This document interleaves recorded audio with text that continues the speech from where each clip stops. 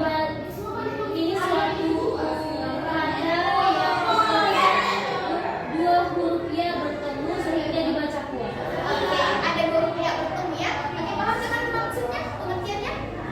Oke, paham ya. Kita lanjut ke hukum. Oke, next.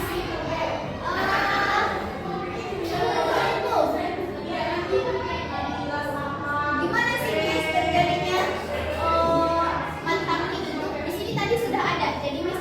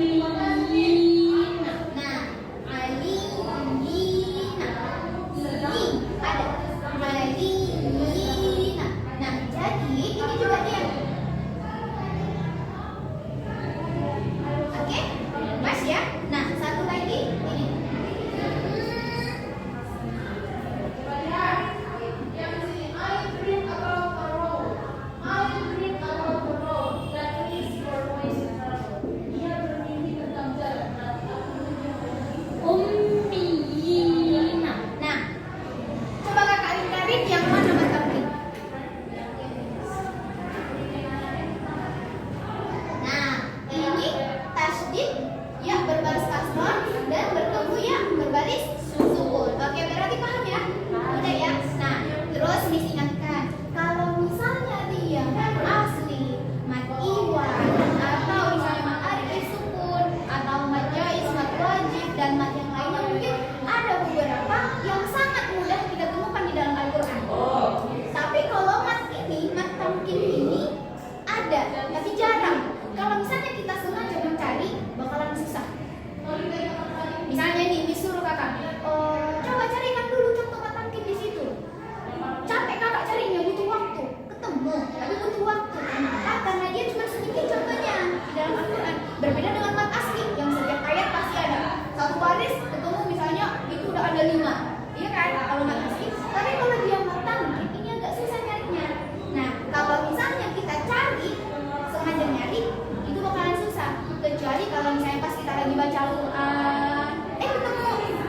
Nah, kalau misalnya kakak pas baca Al-Quran ketemu sama cara baca yang seperti ini, kakak ingat aja, ingat apa yang kemarin ya? Ini mat tamkin. Oh, ada di surah apa nih?